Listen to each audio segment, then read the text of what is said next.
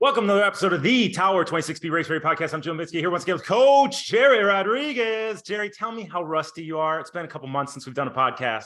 We're back on the airwaves. Warm up those pipes. How you doing, buddy? I'm good, buddy, but I'm not rusty. We just did our weekly cast that we do. So we've kept up our end of the bargain, at least with athletes that are under our umbrella. So we haven't been live to this audience, but it's good to get restarted, and I've got a program for 2023, so that's good. Yeah, you know what? We have a booking agent now, if you can call him that. Coach Chris O'Driscoll is in charge of all the booking. He sees, so we're lucky.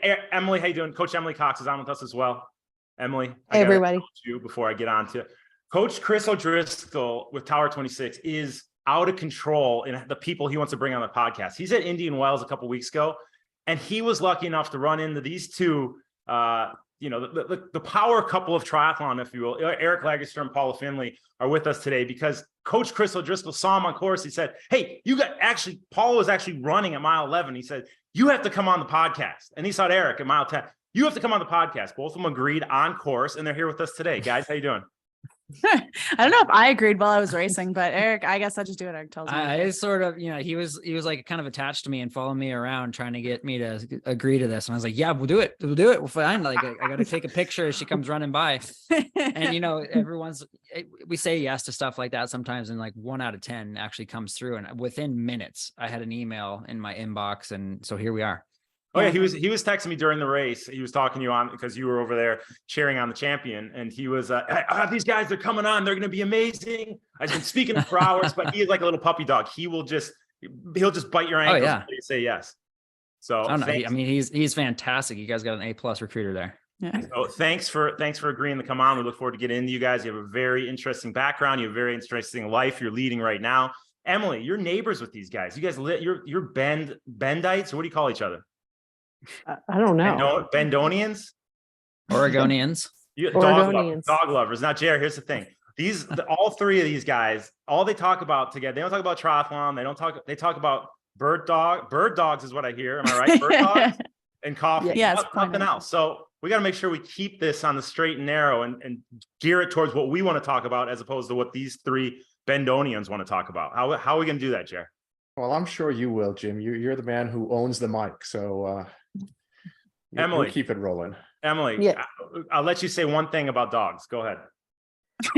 This is your time.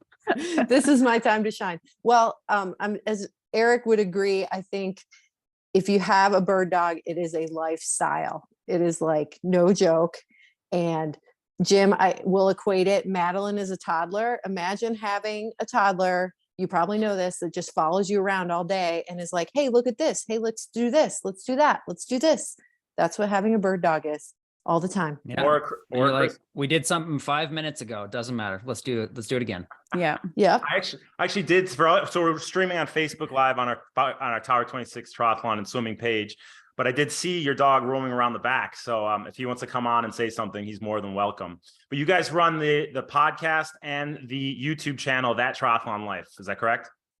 50,000 subscribers. Right. You guys got a few subscribers on that, so they enjoy your content. Yeah, the YouTube's growing slowly, but the podcast is really what's taken off in the last year. We just recorded episode 48 last night. We put out one a week and do it with our friend Nick, who does like kind of the back end, all the audio, makes sure it's like super good quality, spends a ton of time editing it. And I think because of that, and because we're like pretty casual with each other, people enjoy listening to it. So it's been like our newest platform, but one of our most successful, I'd say. Yeah. From what I can tell, Nick is our gym, keeps the show on track, keeps the hype alive and everything. We usually show up like we are right now, having done an activity and kind of kind of late. Oh, yeah. Here we go. Yeah. And, so it's awesome. He's been instrumental, and the podcast has really taken off, even though we've just been doing it for, I don't even know, 6 months. We're newbies for sure. Yeah, we're kind of new to it. So you guys are known for traveling around in your van, right? Your Mercedes-Benz Sprinter van, am I right? It's all souped up. But I think you went to West Coast Customs for that. It's got, trainers inside. It's got beds. You got the sky's the limit in your Sprinter van. So you guys travel around together in that to all these different races. Is that right? Yeah. We drive around to any ones that we can drive to. We're not like driving to Chattanooga or Florida or anything, but all the West Coast stuff, and St. George is about as far as we go.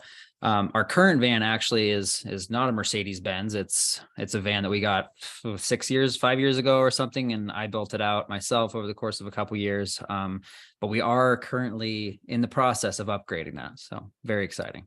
So you guys, so let's just, even though you built it out, it's nice. Jared, have you seen these videos? I mean, they drive around a nice, you know who the OG, Winnebago driving around couple was in triathlon?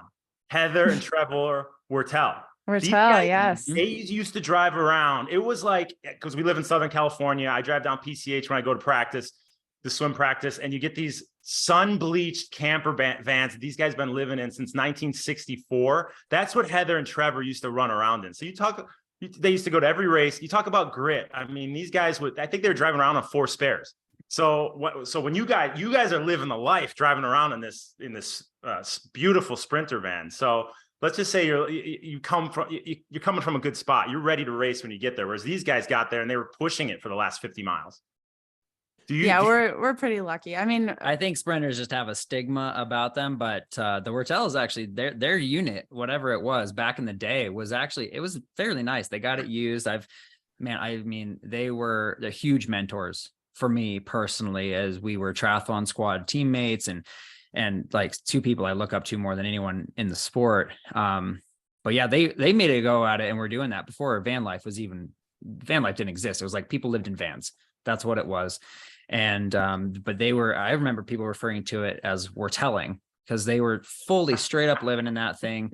And yeah, it was more of a house than a van. they're also like over 6 feet tall. So the idea Incredible. of sleeping in an RV bed is crazy uncomfortable, but they were fully training out of there. We're kind of spoiled. Like, we use the van to get somewhere, and then often we're staying in an Airbnb or with a friend. But the times where we're actually like both of us and the dog sleeping in the van, it can get a little cramped. So yeah, but it's still nice. Yeah, I guess they're 2 6-foot tall people, but they got a cat, and we made up for it by having like a horse-sized dog. Yeah. Well, it's interesting stuff. I love watching your videos. But one suggestion, if I can come in and make a suggestion for the videos, I need more conflict. All right. I need you guys to like argue. You guys get along too much. You're over there talking to Holly like your best friends. You two, like there's no arguments. I need to be like, you're halfway to St. George, and Paula, you get a burger and you're supposed to get onions, and Eric is supposed to put onions on it. And I need onions on my burger. You stop the van right away. You kick him out. You make him ride the rest of the way to St. George. And you're there with your feet up, kick back, relaxing when he pulls up. I think this kind of stuff, that'll go from 50,000 to 100,000 subscribers. Can we put in a little more conflict between the two of you? And then also, like, you and Holly, you're way too close. We need the fight. Pugilism. Yeah, that's not to say that like we don't argue ever. I think it's just like when we start arguing or when I'm grumpy, the camera doesn't come out, so then it's not caught on video. Yeah, just like if we had somebody else filming us instead of me filming us, I'm not going to be. If she's like screaming at me about how dinner's burned, I'm not going to kind of be like, what? That camera would not last long. All right, I think that would be in pieces on the floor. Hey, hon, let me video you raging at me right now. Exactly. So I got to choose my battles a little bit with that. And we have gotten some stuff where she's having a hard time, but if we're arguing, we don't argue that much. It'd be a full on divorce if I pulled the camera out for that. Yeah, no, I get it, brother. I'm right there with you. And I couldn't agree more. So forget my suggestion. Keep doing exactly what you're doing. There's some beautiful stuff on there. All right, so we'll get into you guys a little more in depth as to where you came from, where you're going, the world championships you're going to win, and the Olympic medals you're going to win in the coming years. But Jared, before we get into that, what did we talk about last episode, which was, who knows, a couple months ago? Do you even remember what we spoke about in episode 90? I don't. Yeah, I had to ask you a bit ago. What were we into? We were talking about don't call it a catch. We were talking about the setup, the propulsion. That's right. And that's what that one was on. I mean, I can't say anything more because I don't remember it either. So yeah, well, I just did had a conversation I think a couple of weeks ago with Brenton Ford.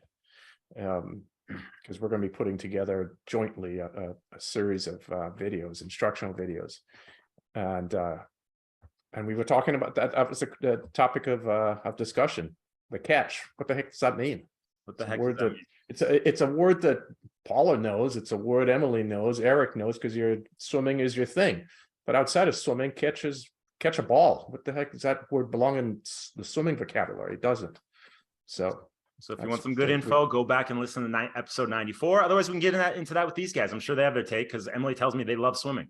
So they love going to swim Sure. practice. They love Well, doing. we don't love swimming, but we do see Emily at the pool every Hey, day. it's sarcasm. So she I'm the must host. love I swimming. get to be sarcastic in this show. All right, that was sarcasm. She told me they don't love swimming. All right, don't bring it up. They don't want to talk about it. So we're gonna talk we're very glad that swimming is part of triathlon, but it's a grind to like drive to the pool and do the whole thing and get dried off, and it's not as easy as just like running out the door for a run, for sure. Getting on the train or whatever. But all right, so we have our top 5 countries. We talk about the top 5 countries every episode. So US number 1, UK number 2, Canada number 3, Paula. So maybe after this episode, you guys are gonna be able to move up to number 2 because their fellow countrywoman's on.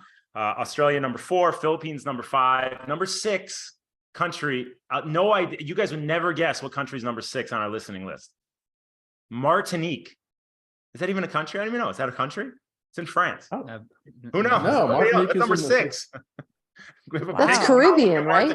Just somebody's Yes, mom, like Emily, is your mom living in Martinique? Just hitting download, hitting upload. It must be like a super fan.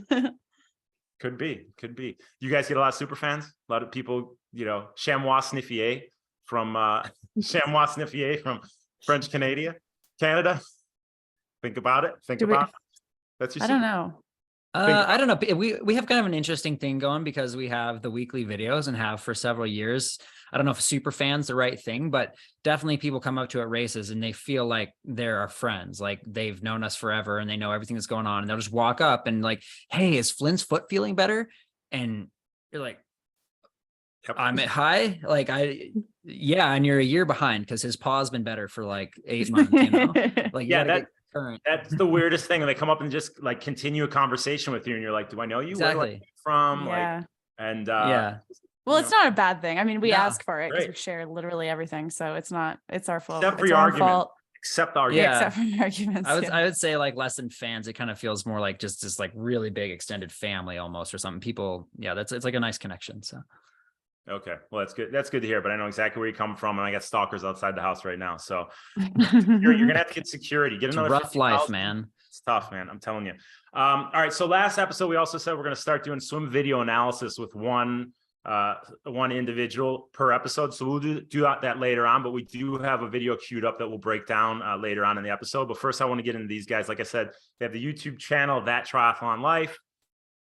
They have the podcast, That Triathlon Life, that you can find anywhere you find a podcast, you can find that. But let's get into your background. Kind of where did you come from, Paula? Ladies first, women first. Where'd you come from? How'd you get in the triathlon? And we can go over some of your race results. So you don't have to go brag about how awesome you are. But how did you get into the sport? And I won't go too much in depth. I started as a swimmer when I was growing up. I started swimming at the age of 11, so not super young. Swam through university, started running cross country when I was in university, and did my first triathlon when I was 16. So I was a good runner. I was a good swimmer, just kind of put them together. Got a road bike for Christmas. And my goal was always the Olympics, to race the ITU circuit, which I was kind of successful pretty quickly as a young athlete. Like I got onto the junior scene, qualified for junior world championships, moved my way up the ranks really quickly. It was kind of this unusual career path where a lot of the times you want to become a pro triathlete and you're like grinding just to make like, a little bit of money to be able to make it sustainable. Whereas I kind of blasted on the scene, had success really quickly as a 20-year-old, went to the Olympics in 2012. And then after that had my rough go of like a lot of injuries, a lot of health issues, and losing sponsorships, and for almost 10 years before I found long course triathlon later on, and never really like quit the sport during that time, but it was definitely not fun and wasn't really enjoying it, but did it because I felt like I could be good again if I trained really well. Like I was ranked number 1 in the world in 2010. And I always thought I could get back to that point. So that's like the super, super quick version. Obviously there's a lot of other stuff, but currently now racing long course and really loving it. Doing it with Eric makes all the difference. I don't think I'd still be in the sport if we weren't doing it together. And then having TTL and just everything we're doing from a brand side makes it that much more fun. It's not all about going and trying to win the world championships, which is my primary goal. But alongside that, we've grown this whole community and it has a bigger purpose than just me going out and selfishly training every day. So I think Eric would say the same thing. We do we do this because we truly love it. As 33-year-olds, I never imagined I'd still be doing the sport at this age, but it's become a career and a sustainable career. And yeah, the enjoyment factor is huge. So that's a little bit of the Coles notes of my career. But yeah, I had a good year this year. I was second at the World Championships. That was probably the highlight, and would love to go one step higher on the podium next year. But the 70.3 distance is just so competitive, and every year gets a little quicker. So I'm just grateful I can like compete with the top girls. Gerry, what Do do you you got? Oh, Emily? I'll ask, do you think like that your career going like gangbusters right away and then, you know, kind of down a little bit and then back up, like it was so full on right away, you didn't really find the love until you got kind of had the downside, and then you're like, this is awesome, and like no pressure, just loving it, you know? Yeah, it kind of like the love for the sport ebbs and flows even now. It's not like we get up every day and love it. I think everyone can relate to that. But I think when I was younger, I was just so good at it that it was kind of the only thing I ever thought about. And I did get my degree eventually at university, but triathlon took importance over school even, which I would not necessarily suggest to young kids now. But yeah, I loved it, but I was also winning a lot. And it's really easy to love something that you're good at. And going to the Olympics was an amazing experience. And even when I was having all these injuries, and it wasn't even like a true love for the sport. It was just like, I'm good at this. This is what I'm supposed to do. I almost like identified myself as a triathlete and nothing else. So I felt like I had to keep going and pushing through these hard times. And I really didn't start to truly find the love for it until I started racing long course and doing it with Eric, because doing this with another person is completely different than the solo grind. And of course I had training partners and coaches and all of that, but doing it with someone else who you are so like, you know, I'd be with Eric no matter what, but having us do this together has like really shown me what it is to love triathlon. You know, it's way more fun now. So, Well, yeah. It's also, you guys live a balanced life too. It's not just all triathlon all the time. I mean, Yeah, you go skiing, totally. you know, sit around, drink coffee, you know, you do other things other than sit there and talk about swim splits. So Yeah, exactly. And I think like a lot of my coaches growing up, it was like, balance shouldn't exist. It should be triathlon. Don't go to yoga. Don't do anything else.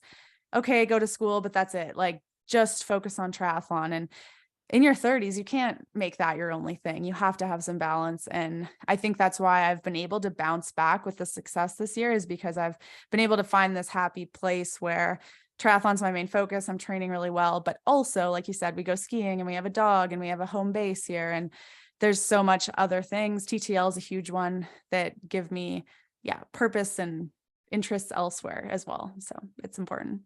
love it. Eric, give us a little background on you. Come on, you're up. Gerry's just going to want to dive right in. So I got to slow him down. Let's talk about you and then we'll get into it. Yeah, I started doing like pre-competition swimming class team, whatever, sort of when I was 6. And I think I joined the actual swim team when I was 8. And I really found a family there, and the delayed gratification worked pretty well with my brain for whatever reason. And I did my first triathlon when I was 12, actually. A friend of our swim coach was a triathlon coach and kind of came and had us do some dry land, and it culminated a month later and go do this local triathlon, which was pretty close to my house. So I was able to do it. I didn't even win my age group. I think I got 2nd or 3rd in my age group, which I think there were like 4 people in my age group. So kind of polar opposite to Paula in terms of like this instant success, but I was really captured or intrigued by just the level of community and like love, for lack of a better word, that I got at that race. I was like running in shoes that were duct taped closed so they didn't like fall off, and like not running shoes at all. And some lady was running next to me and said, "Oh, you should come. I own a running store. I'll help you get some new shoes." And just like that sort of like family atmosphere really like kept me in it all the way until 17 or 18 when USAT Nationals came to Portland, and I was able to compete there, and I got like 2nd or 3rd the first year, and then I won it the next year. And then luckily World Championships was in Vancouver, so this was another drivable race, Vancouver, BC, and my parents were kind of like, "We're not going to fly you to Florida for a triathlon. Like, are you crazy?" But that like kind of eventually got the attention of USAT, so I started to just kind of like be in the pipeline awareness. And I think this is 07, 08, not 17, 18. Did I say 17, 18? Yeah. Oh, yeah. my bad. 07, 08. Oh, when I was 17 and 18. Oh, age. Yeah. Okay. Yeah, when I was okay. 17. She We're keeps old you in now. line. She clarifies. She's making sure you're, Well, it's funny because like we were just talking. I mean, 2012 doesn't feel like 10 years ago. That's crazy. So Wild. it's easy to get confused with the decades. Yeah. But yeah, anyway, I think I ended up being able to, I got an opportunity to go to U23 World Championships with Greg Billington at the time, sort of in this domestique role.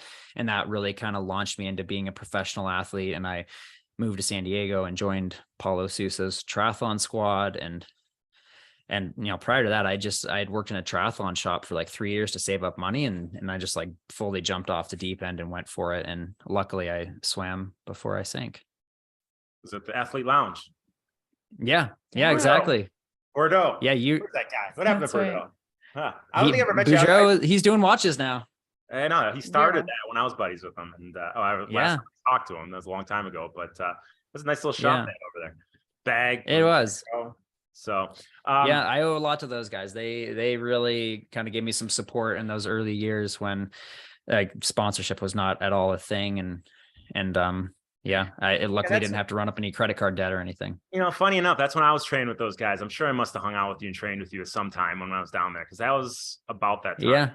I feel like we might have actually raced one time at the Desert International Triathlon in Palm Springs in like 08 or something like that. On that race 1,000 times, but yeah, good stuff. I mean, two extremely accomplished triathletes. I mean, we could keep you on for hours here, but Gerry, what do you got? Quiet. No, it's fun learning the background. I didn't know the background of each. I knew they were both swimmers, but I didn't know the full backstory. I knew a little bit more about Eric because of Sean Jefferson. But for Paula, I was just a fan, a coach that followed. I coached a number of ITU athletes over the years, so I used to had that subscription to triathlon.org or whatever it is. Yeah. And from probably 08-ish, somewhere around then, I was watching all those races, getting up at all crazy hours of the morning to watch them live. Yeah. So followed your career all the way through. Yeah. So congrats on a super successful career. So Paul, you went to the thank you. Olympics. You went to the Olympics in 2012, but you had an injury. Yeah. You had an injury. Now I want to get into because both of you guys started short course and you transitioned to long course, right? So we don't do any more ITU stuff for the most part. We're all long course. Is that right? Yeah, it was hard to make the switch for me mentally. There was a few years where I was kind of doing both and it didn't really work. Like I feel like you kind of have to pick one or the other unless you're Gustav or Christian and are super uber talented. But yeah, 2018 was my first year switching to long course and haven't ever really considered going back.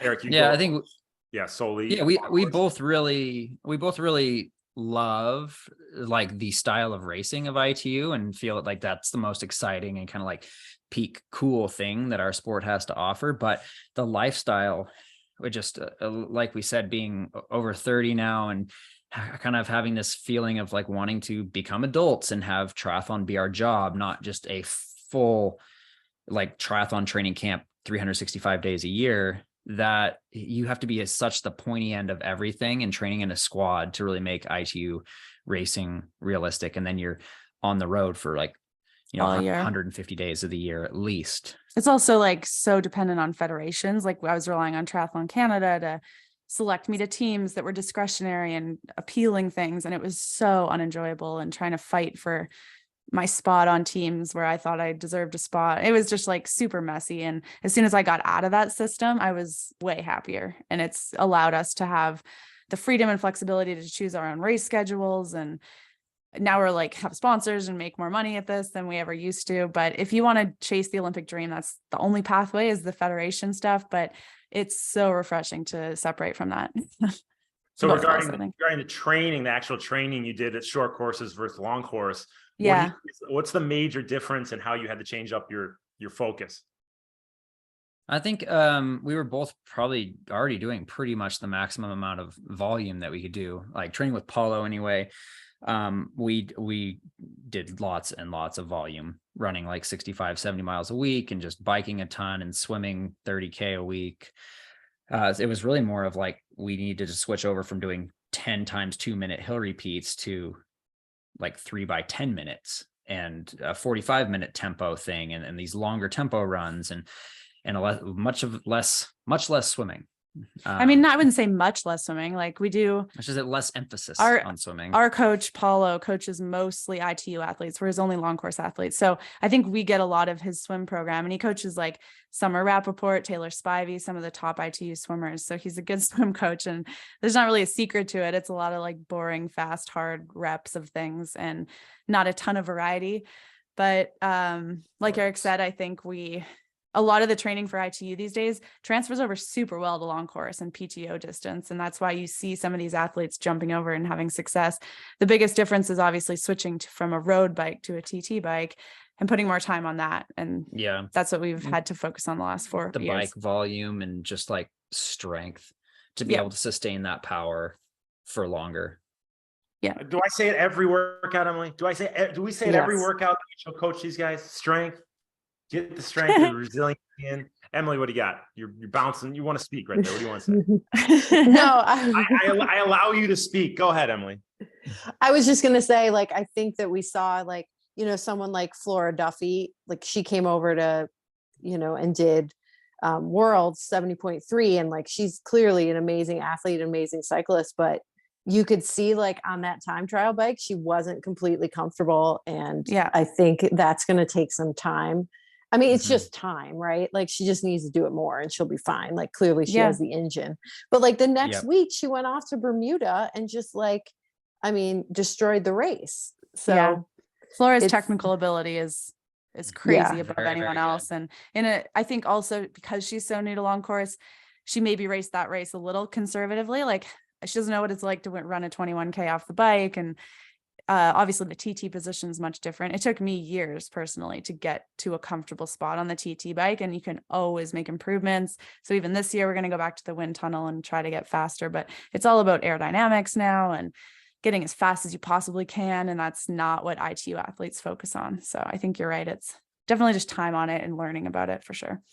Yeah. And the pacing, and even the nutrition and the hydration. I mean, that all goes into it. And, she was like gangbusters the first 6 miles coming down the diagonal on the way. And then she kind of just went down after that. Yeah. So, on the run. Yeah. It's a nutrition thing as well, which I'm also still learning. Does it ever stop? You're always learning nutrition. It's an endless puzzle that you're trying to figure out. You never get exactly. Gerry, you got anything on your mind?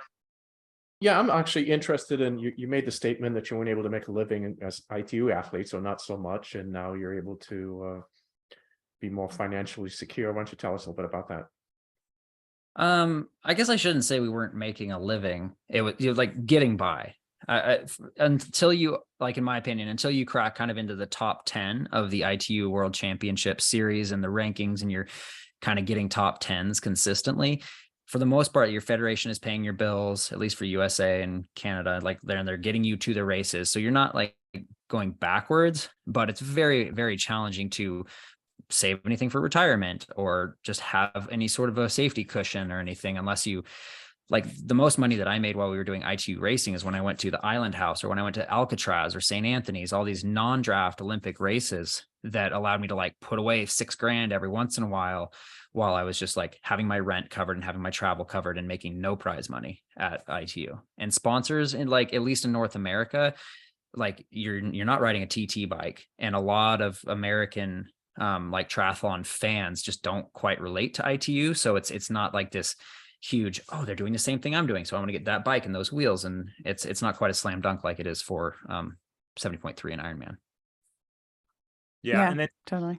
So Paul, you had you win Challenge Daytona in 2020, which is a nice paycheck. What do you see the PTO doing versus Ironman? Like, how do you see the difference in, I had one of your super fans ask this question he watches all your videos, listens to all your podcasts. And he's like, I'd like to know what they think the difference is between what the PTO is doing versus what Ironman is currently doing. Well, the PTO is just proving that they care about the professional athletes more. I think there's no incentive for us to go to any Ironman races from a financial side of things. Like the prize money is maybe 1/8 of a PTO race. We go to a PTO race and I came second in Edmonton. That's a $70,000 paycheck. Like that's not possible even at a world championship for 70.3. So I think Kona and 70.3 world championships will always have an importance on people's schedules because everyone wants to be the world champion and they get the most attention and the most hype. But aside from that, I think what the PTO races are doing are bringing together all of the best athletes in the world because of the attractive prize purses. And you can't find that anywhere else. Why wouldn't you go to them if you're ranked top 20 in the world and have a shot of making $100,000 for winning it? Yeah, it's anything can happen in those races. Like I won in 2020 and was not expecting to at that big race in Daytona. And it can be life-changing like it has been for us. It's the majority of our income is from PTO this year. So it's crazy, crazy lucrative if you can be good at that distance and commit to that series and not race too much. Like don't try to go to every 70.3 on the calendar and do every PTO race. It's forced me to focus solely on those PTO races. So you're doing more PTO racing rather than races under the Ironman calendar?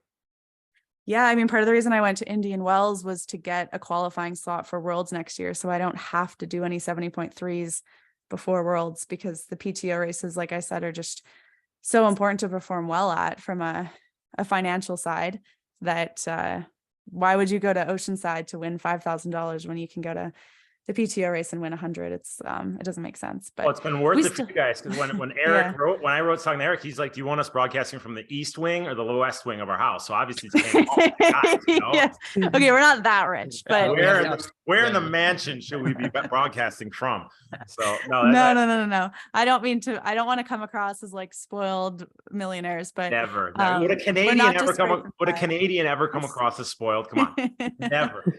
But I don't know. So you guys being, obviously being the power couple that you are of triathlon, how do you come up with a race schedule that works for both of you? Because a little birdie told me, who might be your fellow Bendonian, that Paula, you hate open water rough races, whereas Eric loves open water rough races. Do you guys take into account where you will benefit most from a race? You just say, I think it's easy to get to this race for both of us, so we'll just go do it and see how we turn out. Like, do you guys, when you're planning your schedule, do you marry the races based on your strengths, or just marry the races based on anything, or do you even think about each other's schedule and one of you's like, well, I'm going to go here, I'm going to go here, whatever later? Yeah. This year was a huge learning experience from that perspective, and we're going to do things differently this year because of what we learned in 2022. Do you want to talk about it? Eric doesn't race well when he races the day after me, and lots of the PTO races are structured that women race Saturday, men race Sunday. And 70.3 world. And he's just a mess by the time his race comes, and it's impossible. So yeah, if anybody out there has gone and supported your significant other at a race, you get to the end of it and you're blasted. Like it's harder to watch a race. It's harder to watch a race than to do a race. I'm telling you. Right. Yeah. And even at 70.3 worlds this year, all I did was like go out to the road that we were staying on to watch Paula go by one time. The rest of the time I was like doing a trainer workout. I went to the pool. I was like kind of watching on my phone and like trying to stay emotionally just detached. And I got to do my thing. And it almost worked until like 8 p.m. after, and like before the night before my race. And then it all came out, and like, I couldn't really, I get very, very excited for her racing. And I feel like, we do all our training together, and she's the same way. Like classically, if you've seen Paula race while I'm racing, she's running, asking every person at every aid station how I'm doing. And so all that is to say, next year, I think we're going to split ways a little bit in terms of the races we're doing. And Eric will focus on Alcatraz and Santa Cruz, the races he's really good at, lots of like gravel Xterra type of things. And I'll focus on the PTO series, having Eric come with me and just make sure that I can like try to win those. Yeah. And I think ultimately that'll make us both happier and able to race better at what we're good at, because we have different strengths. Like I like the straight, flat, fast Daytona courses, and Eric likes the bumpy, hilly Alcatraz courses. So we're different. What does that tell you, Coach Emily? Well, I feel like I remember Tim and Rennie, like, I don't think, and correct me if I'm wrong, like, I don't think they ever both had a good Kona the same year. Like, I just think like the energy that happens in the house, like it's like if something goes wrong with someone else's bike, like you're worried about that, and that expends energy. Totally. Like we talk to our athletes about that. Like emotional energy is physical energy. Like your body doesn't know the difference. So 100%. Yeah. And like go ahead. No, go, you go. Oh, I was just like agreeing with you. Like I've noticed like the races that I did really well at this year, I went completely solo, and I kind of like slowly ramped myself up into this emotional, psychological state that's really optimal for me to race. And when I'm with Paula, and it's like, are my tires pumped up, or like, oh, I think something's rattling on my bike, or I want to go to the meeting at this time, and like, well, I was going to go 5 minutes later, and it's like all just these little things that like, you don't quite just like fully get into this like, I'm on my own, I'm doing it, I'm crushing it. Like I got, self-sufficiency, and you're always, your brain's like kind of go dipping in and out of these two different states. Right. And then if you take Flynn, it's all blown Oh, apart. geez. Then it's just it's a full circus. Yeah. It's our friend Nick has some professional triathletes staying near him in Santa Monica right now. And one of them said that they got a dog because they saw Paula with a dog, and they're like, oh, well, pro triathletes clearly can have a dog. And like, we need to, like your thing about us fighting, we need to do a better job of presenting all the challenges a little bit better. Cause I'm just there and like, I can film while Flynn chases the ball and fetches, but I can't film while he's like chasing after a child on the other side of the street. He doesn't do that. He's just really good. He's a good boy, but it's like, it's a lot of work. Speaking of Santa Monica, I see you guys were in town. I saw you guys posted a video about going for the QOM up Mandeville, which is like, that's like the ride that we do here. No call. You didn't call me and say, hey, show me around, take me up Mandeville. I went up 10,000 times, went up there. How did you go up that though?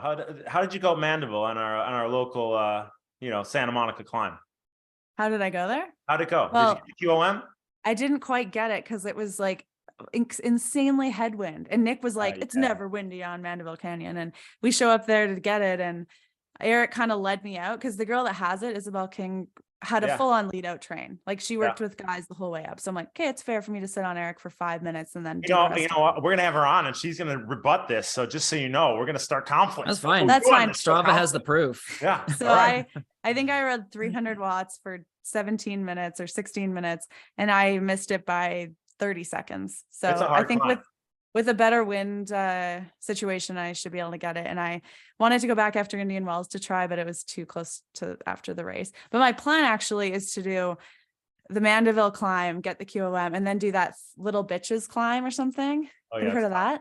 Yeah. It's steep, but if I can do them both in one ride, that would be a real, like, just casually, don't even post about it. Like, just say casual ride in Santa Monica. What is it with people who are like, they go get a QOM or a KOM and they're like, easy day. Yeah. That's what it is. That's how it is. Oh, just spinning the legs out today. Casual one with the boys. Yeah. Like, but no, that's a famous one. We've been on it, and you go hard up it, it really starts to burn. 15 minutes in, you're like, God, how do I have one more minute of this burn? So it's good effort out there. But next time I expect a phone call when you're out there. Gerry, what do you got? Yeah. All right. Jerry's head's I need you to pace me. Yeah, I'll reach you out. You'll never get the QOM if I left you out. But actually, you know what, Gerry? Hold that thought. They had the famous mountain lion, or not maybe it was the famous one. They just caught a mountain lion on Mandeville. This thing's huge. What?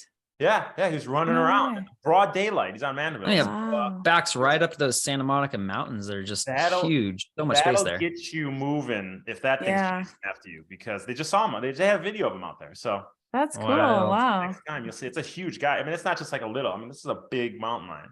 Yeah. Didn't he attack he attacked I think a dog, right? Oh, it's huge. So hang on. It was on leash. Wow. No.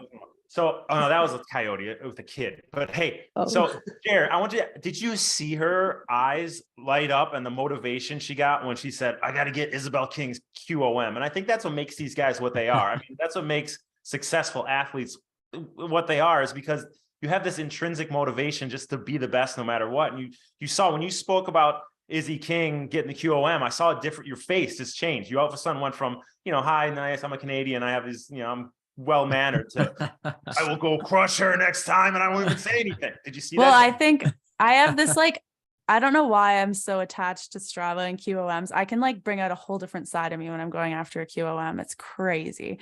More than racing sometimes. And I think in general, that's just you guys. That's why you've been successful as you are, because you're just, you have like we said, you have a well-balanced life. You're living life. You're doing a lot of different things. But when it's time to go, when the money's on the line, you guys can put your head down, focus, and it brings out a different side of you. And I know Gerry saw your eyes change because I saw it. And Gerry notices There's everything. no money on Strava. Well, Sometimes if I get a QOM, I'll like text my coach and tell him, and he's like, cool, how much money did you win for that?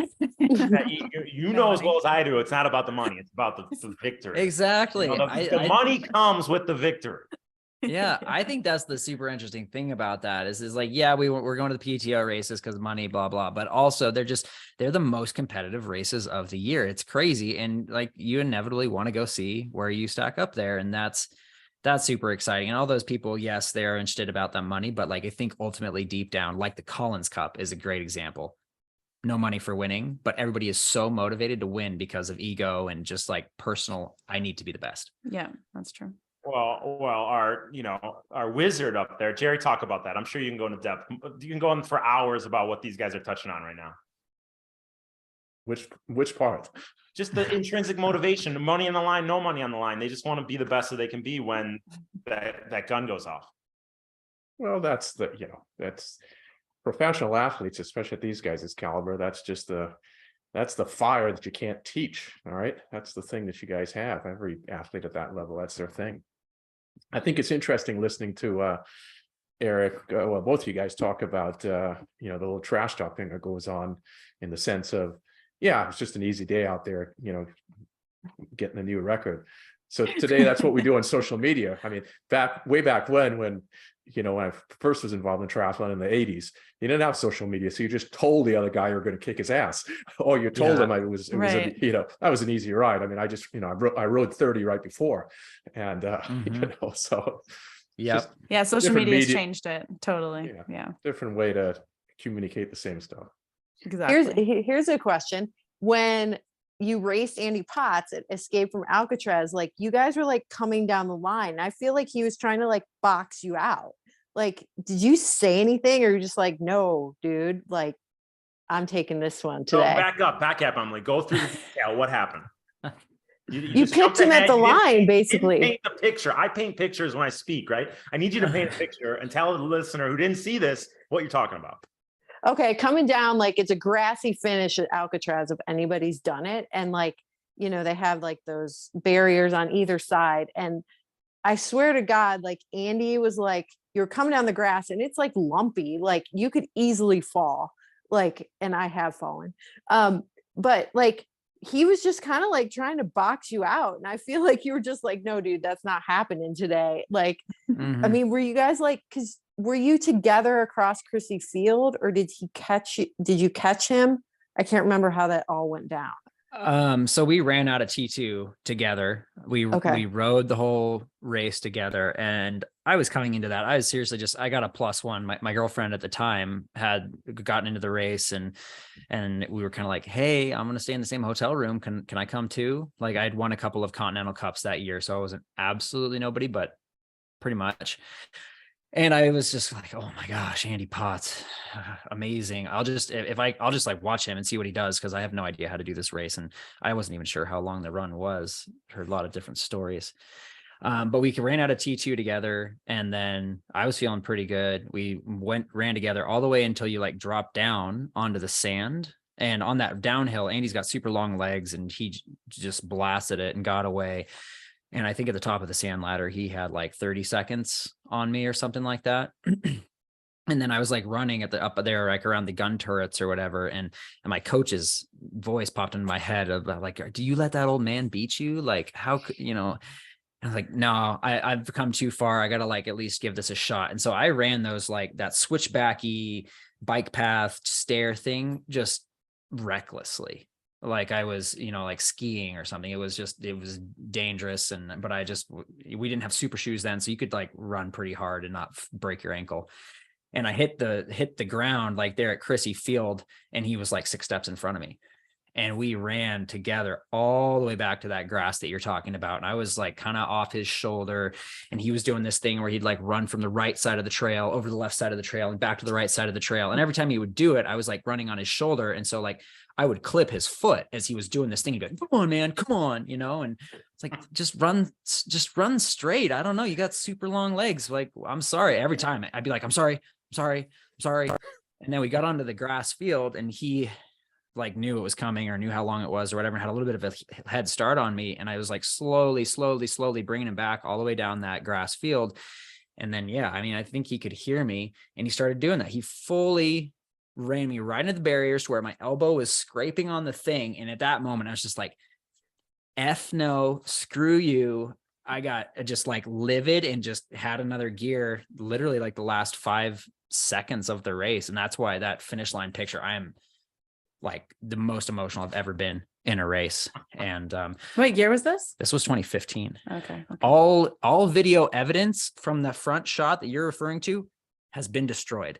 Anything that like looked bad was gotten rid of, and the finish line picture was like the thing that was the takeaway. And he was not happy with me. Well, he at the still has end. to take his teeth out when he eats an apple because of what you did to him afterwards, right? That's the conflict I like. So we're getting pots on the next one with you. Izzy King on the next one, Paula. It's gonna be great. It's awesome. I We don't have to even try that know try. Izzy King. Do you know her? Yeah, she has all the QOMs here. You see her out every day in her orange kit, right? Mm. Yeah. Okay. So, she Well, is I'm coming for a awesome. training camp, so Yeah. Oh, target hey, it. come on. Awesome. I love it. All right, Gerry, anything else for these guys? Oh, it's great. Awesome listening. How right, so often do where you can guys do? How often do you do swims from Tower 26? Once a week? From Once a morning? The actual location of Tower 26? Yeah. We do them every Wednesday during the summer. We stop in the winter months when the water temperature is way too low. But So once what does it warms get up- to in the winter, temperature What's wise? the low? What's the low, Jared, in the winter? 50, Mid 50s. 3. Okay, Yeah. like Indian Wells weather. Cool. Well, I actually swam from Tower 26 with Holly in the summer back in August or something. I was like stopping through LA, and we did a swim from there, and it was cool because of the iconic. No, what you didn't. had You guys built. got in a fight, and you never talked We again. don't talk to Yeah, Holly. exactly. We don't I'm talk not to friends with competitors. You're lucky you talk to each other. Yeah. I think I told Nick he should go to one of the Tower 26 Santa Monica might have. swims, but Yeah. he was like, he's like, what time? I'm like 6 a.m. And he's like, that's too Too early. early. He's Yeah. not awake for 3 more hours. Yeah. Yeah, early morning. exactly. Yeah, Wow. he's a music guy. He's in the industry, so they sleep in. Mhm. We have Yeah. plenty of Yeah. pool workouts, best riding in the world over here. Tons of great running trails. So when you're in town for training camp, we'll show you around. But Okay, cool. Thank you. You guys Awesome. want to go to That Triathlon Life on YouTube? You can check out the videos there. Some amazing, what do you call it? It's some amazing photography or not. What is it? What do you do, Eric? On the vlogs? Videography. Videography. There you go. Yeah, That's it's hard to call it a vlog because it feels too casual because all the work Eric puts in. Yeah, we don't just like talk to the camera for 20 minutes. I try Yeah. to make it a little bit They're artistic. prettier than that. No, it's Yeah. pretty cool. It's pretty pretty artistic, and we really enjoy watching it. So go to That Triathlon Life on YouTube. You also have your podcast, That Triathlon Life. Anywhere you can find podcasts, Apple Podcasts, Google Podcasts. You guys listen to their entertaining content there. And we look forward to a lot more conflict in all of your content. All right. Anything else you want to leave these guys with? No, that's it. It's been awesome to be on with you guys. I feel like it's been, we see Emily every other day at the pool, but you two guys just heard lots of good things, and it's great to have a conversation finally. Yeah, thanks for Lot of having fun. us. Lot Yeah, of not fun. lately though. You guys are on your postseason rest, as you should be, which we Yeah. emphasize to our athletes as Mhm. well. Yeah, Very we'll come important. back next week. They're hanging next out in the week. parlor. They have their own spa built into their house. They're probably hanging out in there. No, I parlor. hope that's not how we come across at all. Yeah. You're gonna Jared, do your Jared, any last next words for race these guys? video. from that. Yeah. Yeah, let's get a quick little reaction about Gwen's return to triathlon. All right. Last question. Oh. Gwen's return to triathlon. Well, I actually, if you listen to the Pro Tri News podcast, I interviewed Gwen a few days ago. They invited me on as like a co-host, which was not really my element. I prefer to like have things more conversational, but I was kind of like asking her questions. So I just re-listened to it. It's not my favorite podcast from my end, but Gwen did a great job of explaining what she's doing, and she is all in. Like when I was going into this podcast, I thought, okay, she's going to make a soft comeback, but no, she's like fully going all in, coached by her coach, Jamie Turner, who she worked with before Rio, and Getting like a babysitter, getting an au pair. So she'll be, I don't know. I think it'll be interesting. I think she has a shot at it. You don't lose that kind of talent. And she had a rough go with running, but I think she's a better athlete when she's doing all three sports. Yeah, it seems like her balance, her natural balance of athleticism and everything, like she might end up running faster now that she, back to like a lot of aerobic activity that isn't necessarily pounding. And Yeah. It'd be cool to see. Yeah, and she's 36, so I don't know. It'll be a hard challenge to come back and do a sprint distance, or the relay distance is so insanely short. But if anyone can do it, she's the one. And if she doesn't, it creates a cool story and some hype for the next couple of years. So win-win. Definitely good for triathlon. So we'll see how it Yeah. goes. Look forward to Paula kicking her ass on course near you, right? So, all right. Not that short course stuff. We don't do that anymore. We're long course. Yeah. And she doesn't seem to have any interest in long course. I asked her that a few times, and not interested in the time trial bike. She's like, never say never, but probably never. We'll see what happens. But it's been a pleasure, guys. Thanks for joining. And That Triathlon Life, check it out. Really good stuff. And hey, when you're in town, let's do this live. Oh yeah, cool. Sweet. Sounds All good. right. Awesome. Dude, we'll talk to you guys soon. Thank you. Bye. Bye, guys. Bye, Emily. See you later. Good stuff. All right. We're just going to go over the workout of the episode and then move on. That was a good interview, huh, Chair? It was good. It's good listening to how they're managing their lives. And, there are a few thoughts I have regarding the professional side of things, but I think we need to have a business episode on the business side of the sport. And because I have questions about the PTO on its longevity. And I'm a little bit concerned about athletes if they're going to step away from Ironman, just do 1 or 2 races and go to the PTO. And how long's the funding going to stay with the PTO? I mean, if you're going to have a career in the sport, you can't cut off the hand that's fed you for a number of years. So I think there's some things that these athletes have to think through. Be an interesting conversation to have. But hey, that's for another day. Let's talk about the workout of the episode. Remember, guys, go to coaching.tower26.com for the workout of the episode. Gerry, when we say the workout of the episode, clarify, what does that mean? What does that give the listener who's not a subscriber yet?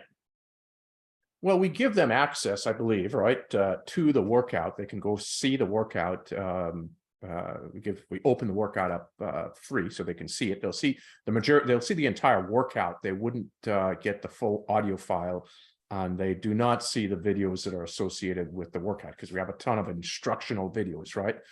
Since they're not a paid subscriber, but they will get the workout, and they'll see where a video would be inserted, because there's a whole lot of educational content. I mean, there's the written workout, there's an audio file describing the workout, and then there are instructional videos on how to do the drills or the exercises that we're asking for. And especially this time of the season, which is our technical phase, the workouts are more technique geared. So it's an important time to, to be engaged with us. That's it, Gerry. Emily, we're going to put Gerry on the spot. We're going to see how rusty he is in describing a workout, because Emily's been doing the audio files lately. Gerry, I'm putting you on the spot, buddy. What's the workout of the episode? Oh no, he's nervous. Well, Look at him. The good news is I did write these workouts a number of years ago. So we're and we're in that phase, our technical phase, and we're going through the alignment segment, right, Emily? With tautness, alignment, propulsion. We're in the alignment category, and this is category where most of the mistakes are made. So we just entered the first segment of alignment, where we're dealing with head position. So the the cues in this particular session have a little bit more to do with how the proper movement of your head and what to do and what not to do and so on. So should we get started with it, Jim? Let's do it. What's the workout of the episode? Remember, coaching.tower26.com. You can see the details. Yeah. So quickly, you got your warm up. We have a certain amount of time that's dedicated to that, 5 to 10 minutes. And then for these particular workouts, you always need the equipment that we're using. So in this workout, we're going to use all the equipment, in fact. And for this next segment, you've got your fins on, your snorkel on, and we do use a kickboard. So we have a short warm-up set where we have a handful of 100s, where we go 50 kick, 50 swim. And when you're kicking, remember, we tend to hold a kick. We want you to hold the kickboard either at the side, the rails on the side, at the bottom of the kickboard, never at the top of the kickboard. The bottom, your face is down, or you can hold, you hold the rails at the bottom, or you actually hold the bottom portion of the kickboard, face down, head touching the surface, butt touching the surface, heels touching the surface, 3 touch points. And you're going to kick a 50 and then swim a 50. And the effort level is super low, really easy. And then every 2 reps, because we have 7 or 8 reps, depending on your ability level, every 2 repetitions, we increase effort slightly. So say 5% increase effort, where your last couple are maybe up to 75 to 80% at best. You take about 15 seconds rest in between. So after you go through those, then we have an approximate 5-minute continuous swim at super low effort, 70%, again, with all the equipment on. So this segment that we're in is very equipment intensive, because these tools, the snorkel, the fins and so on, they tend to add value for us in teaching you how to do things correctly, and then we'll take the equipment off. So the next thing we're going to go into is where we work on head position for breathing, because this is one of the most important things to do with alignment. If your head is unhinged, then alignment issues occur. It means your body can get very crooked or very wobbly. So we did a 200, or it could be something that's approximately 3 minutes long in duration, where we're kicking on your side at about 70% effort. On the side is your favorite side. So if you are a right-sided breather, you'll kick on your left side. If you're a left-sided breather, you'd kick on your right side. Well, why is that? Because if you breathe through your right, you turn onto your left side to capture a breath over to your right. So you're more comfortable turning or tilting over to your left side. So we'll have the person start on their very familiar side. So in this case, in this example, a right-sided breather would kick on their left side. They're going to have their left arm fully extended, hand 2 or 3 inches beneath the surface of the water. And the hand's going to be fully extended out front, where the hand or the arm is directly in front of the shoulder. And they have their fins on also, and snorkel again. I'm sorry, no snorkeling, because you're going to be turning your head to breathe. So just fins kicking on your side, and they're going to only be turned up at about 45 degrees. So no 90-degree turn where you're completely on your side. You're slightly turned. And what you want to make sure that you're doing is have your cheek close to your shoulder. Cheek close to your shoulder, so there's no gap. Anytime you create a gap, that's a bucket, and that means your head is off your spine line. It comes unhinged, it's tilted, and then that creates misalignment problems. You want to make sure that you're nice and tucked in. And all you're going to do is turn your head up to capture your breath, turn your chin up, mouth comes out of the water, and then you put it back into exhale your air. So it's about 3 minutes of easy kicking like that. And then we went 4 25s, a handful of 25s after, at a higher output. So let's turn up the effort a bit to make sure you keep good mechanics. And then we swam a handful of 50s, just 3 or 4 50s after that, at a higher output, 80 to 85% effort. So first segment was 3 minutes of kicking. Second segment was 4 25s, kicking on your side at a higher output. And then the last segment of it was 4 50s swimming at 80 to 85% effort. So now a higher output. And again, what's the focus here? The focus is on that head position. So you're just making sure you're turning your head to the side and not lifting it up or tilting it or tucking. We have a mantra: no lifting, no tilting, no tucking of the head when we swim. So that was the main focus of that. And we went through that actually 2 cycles through, so a total of 2 times through. And then we took the gear off, Jim, and we went into our main set. On the main set, we put pulling gear on for it. We got a 10-minute pull, 70% effort, pull buoy, and we use the Eni buoy, so no water in it. It's empty buoy. And ankle strap on. Now, we didn't use a snorkel, which we do many times when we're pulling. And the reason is we're working on breathing or head position here. So again, your body's fully aligned because you have a buoy on and an ankle strap on, and you want your head in that neutral position. So when you're swimming, eyes are looking straight down. Now, when you turn to breathe, remember, you roll up just about 45 degrees. You turn the head when the body rotates to the 45 degrees, and there's a little bit more of a head turn. And that's the key word. It's a head turn. It's not a tilt. It's not a tuck. It's not a lift. There's never any lifting, tilting, or tucking. And you want to make sure there's no gap between your cheek and your shoulder when you're turning to breathe. So 10-minute pull. A lot of details, right? A lot of detail. But the videos show how we want that done, right? So the effort is low here, 70% only. And then we finish off the main set by taking the gear off, no pull buoy, no ankle strap. And we swam a number of 100s, 5 to 8, depending on the level of the athlete. Now, remember, these workouts are based on level. So if you're a beginning athlete, you may only do 4 100s. If you're an advanced athlete like Paula and Eric, you'd be doing 8 100s. 20 seconds rest, and we increased effort to 80% now. So we put some load on, a little bit of stress on the athletes, and we want to make sure that that head, while breathing again, because that's the main focus, no lifting, no tilting, no tucking. That's the total focus of the session today.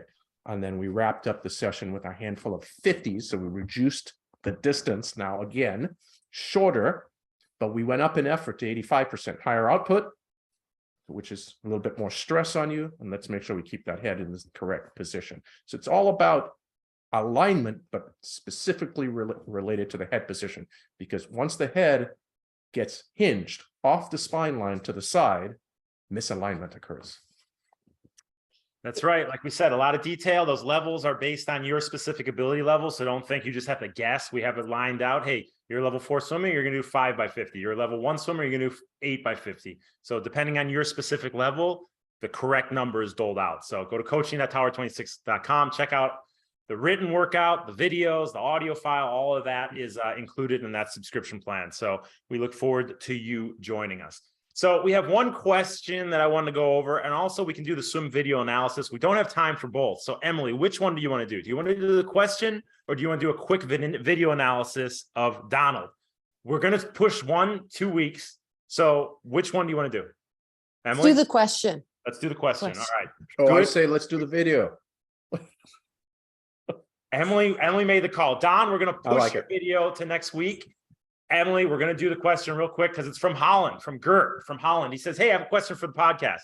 At our local triathlon club, we would like to start to use ankle straps with our swimmers as you recommended in the book and the podcast. I was wondering, when using ankle straps, where do you recommend putting the pole buoy and why? Do you want to put it between your upper legs or at the ankles? I've seen both on YouTube videos. Normally, one would place it between the upper legs, but with the ankle strap, it's extremely difficult to not sink the legs. Would you please explain a little more on this topic? Would you allow a little room for leg/foot movement just to let the legs stay a little higher in the water? I guess that's between the strap. Do you recommend training with ankle straps and without the pole buoy for advanced or stronger core swimmers? Thanks, Gert. Thanks for writing in. Gerry, what do you got? A lot of good questions there. Yeah, thanks for the multitude of questions or layers of them. So we use we placed a pull buoy above the knees, right? And because your biggest center of weight is in your hip/chest area, so that's where we put the buoy to help with the buoyancy of it. I've found we've tested, and I've tested that with putting the buoy at the ankle, but I've found that creates a little bit too much of what I call a I believe the word is this is concave and that's convex, right? Where you're like a sway. Twisted up, Sway. a sway in the back when the buoy is at the ankles. So I prefer it above the knees. So that's regarding placement. I think the next part of the question was to do with some ankle movement, I believe, being able to perhaps kick a bit. The answer is no. There's no need to do that with a pull buoy on, certainly. In fact, one of the things you should do before, if you're going to have an ankle strap on, is just hang onto the lane line or hang onto the wall when you have no equipment on, just your snorkel. Get your body fully extended, have your face down in the water because you have your snorkel on, you can breathe. Extend your legs behind you, arms are fully extended. So you're laying down flat in the water with your arms above you, okay? And all you want to do is pull your heels up to the surface and make sure you're really thinking about the muscles that you have to engage to hold your heels up at the surface. And you'll find you got to engage your lower back, and you got to engage your hamstrings a bit, and your core, hip flexors. So you got to talk to all those muscles to help your heels stay up, as opposed to then the question York was asking was, should I kick a little bit? Well, you're kicking a little bit because you're not engaging those muscles at the right dosage to hold your feet up. So with the buoy on, I don't think you need to do any kicking at all. And then I believe the third part of the question was related to, I think, Jim, if I'm correct, if you took the buoy off and you just have an ankle strap only. Should stronger swimmers swim occasionally with only the ankle strap? Yeah. Yeah, I think it's a really good thing because it helps you also work on alignment, and you have to talk to those muscles more to be able to hold your feet closer to the surface. It's a big amount of awareness muscular awareness of having your body in that good taut posture. And that's one of the most difficult things to do for non-swimmers, because they tend to get hinged at the hip like this, where the legs fall down. That was a sort of a V that I made with my hand for those who are just listening rather than watching this. And you want to be able to learn not to do that. Have your body nice and flat in the water with your heels at the surface.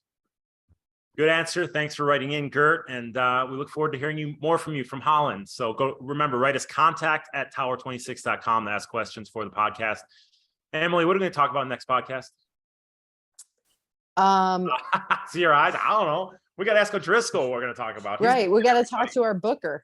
I'm sure we're going to go over kind of things for upcoming seasons, setting out your racing plan and making sure that it's sets for optimum performance and training. You know who's going to give us good info maybe in January is Miranda Carefree. I was speaking to her today, her people today. So I think we'll get her on in January. So that should be interesting. She wants to talk about how an athlete should be laying out their season, how she's typically done it. So good stuff, a lot of good info. We'll get to the swim video analysis in that next show, which we'll have in about 2 weeks. And we're sticking to it, guys. I know we've said it in the past, but we're sticking to it. And we got people on our ass right now making us stick to it. So Gerry, are you on board every 2 weeks?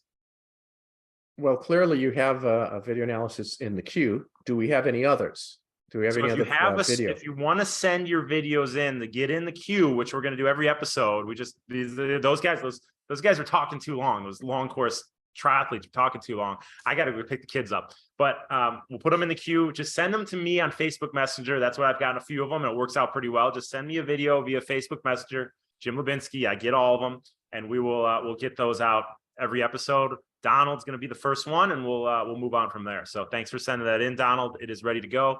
And yeah, we look forward to hearing from you guys next time. Emily, anything else from you? Nope. Have a great Tuesday night. All right. Oh, well, it doesn't matter. Whenever you're listening to this, have a great evening. Yeah. Way to catch yourself. I love it. Gerry, anything else? Yeah, let's just make sure that we get Christoph to open that workout up so listeners can take a look at it. We will open it up. But guys, thanks for listening. We appreciate you tuning in. We appreciate you following, subscribing, telling all your friends. Next time for Emily Cox, Gerry Rodriguez, and our beautiful guests, Paula Findlay and Eric Lagerstrom. We will talk to you next time. Coach Jim Lubinsky, the Tower 26B Racer Podcast. Later, guys.